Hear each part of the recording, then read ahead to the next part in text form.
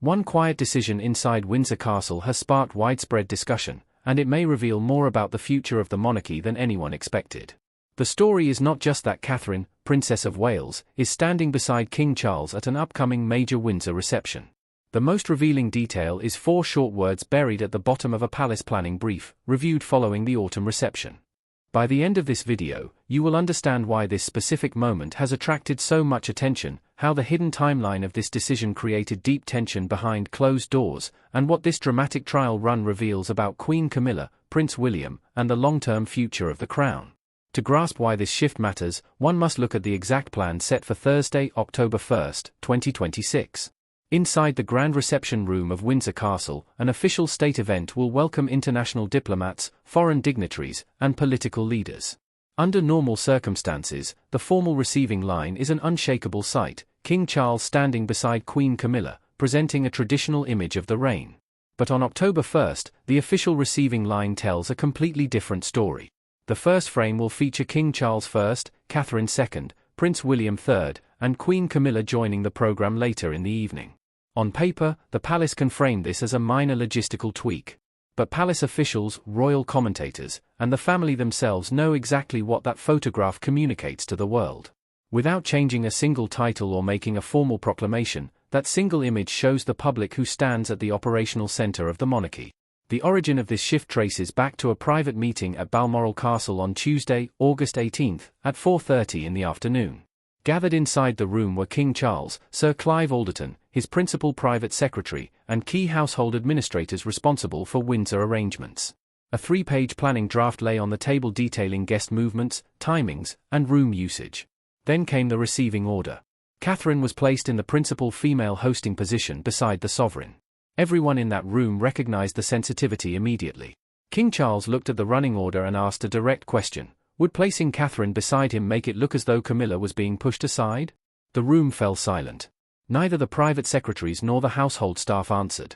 Then Prince William spoke. William argued that this was not about changing titles or pretending Catherine was already queen. His point rested on recent precedent. During the American state visit in September 2025, William and Catherine had greeted the visiting president and First Lady first.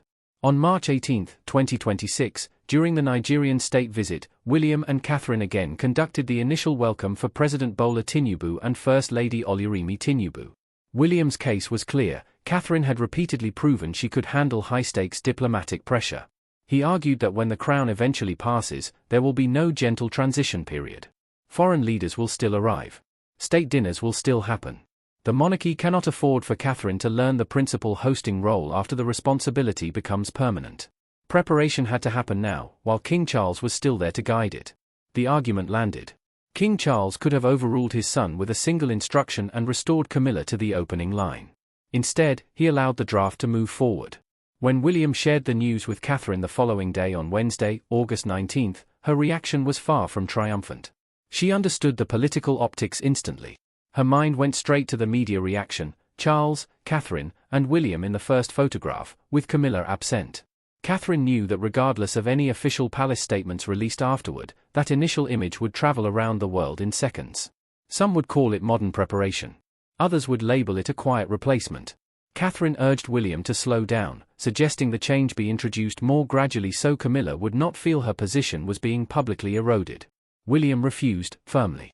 He told her that every time she was offered greater responsibility, her instinct was to make herself smaller to avoid criticism. If you keep stepping back, they'll never let you step forward, William told her. He pulled her closer and kissed her lightly on the forehead. For William, this was not about undermining Camilla. It was about ensuring Catherine did not reach her future role unprepared. Catherine accepted the decision, but with deep caution. Meanwhile, Queen Camilla had not yet seen the updated folder.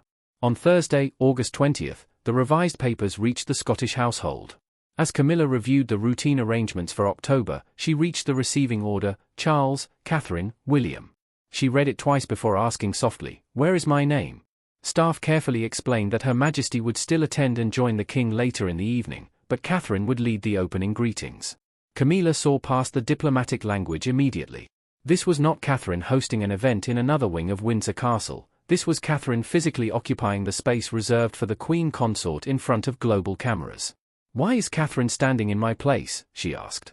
When explained as a routine step in passing responsibilities to the next generation, Camilla remained unconvinced. To her, the distinction between greeting guests on the perimeter and standing beside the sovereign at the main entrance was vast. Later that evening at Birkhall, Camilla raised the issue directly with King Charles. She focused her argument on public perception. An image of Catherine beside Charles would be interpreted by the public as an unannounced changing of the guard. Charles assured her that Catherine was not becoming queen. Camilla countered that the photograph would speak louder than any official clarification. She then asked if William had requested the change. Charles confirmed he had. She asked if Catherine had asked for it. Charles confirmed she had not. That distinction left Camilla unable to view Catherine as the antagonist. The drive came entirely from William, approved by Charles, while Catherine had actually tried to delay it. Then Charles revealed a crucial detail: the October reception was not being viewed as a one-off adjustment. It was an active test. If Catherine handled the role comfortably, similar principal duties would be assigned to William and Catherine moving forward.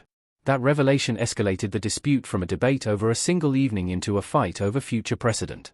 And buried on the final page of the Windsor brief was the sentence that confirmed her fears, reviewed following the autumn reception. Those 4 words meant the arrangement did not expire when the event ended. It meant senior officials would evaluate the photos, the media coverage, and Catherine's performance before deciding whether to make the structure permanent. Realizing the potential long-term consequences, Camilla proposed a compromise. She suggested placing all 4 senior royals in the opening line together, Charles in the center, Camilla beside him, flanked by William and Catherine. On paper, it appeared to solve every problem. It projected unity, gave Catherine higher visibility, and avoided removing the Queen consort from the initial frame. When the proposal was presented, William rejected it. He argued that putting 4 royals in the line was protective padding. If Catherine was truly being prepared for the future, she needed to carry the weight of the principal position alone, without a safety net. King Charles agreed with William and maintained the draft. Camilla would retain her full title, precedence, and rank, but the opening greetings would proceed with Catherine beside the king.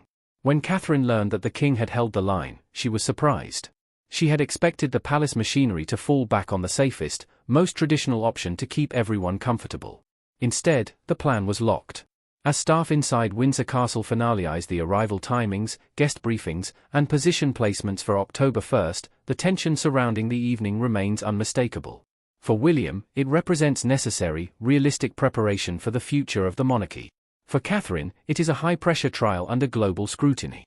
For King Charles, it is a deliberate test of his family's capacity to share the burden of state duty. And for Queen Camilla, it marks an emotional transition toward a future where the duties of the crown increasingly move to the next generation.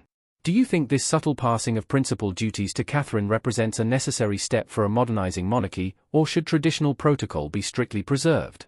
Share your thoughts in the comments below, and consider subscribing for further analysis as this story develops.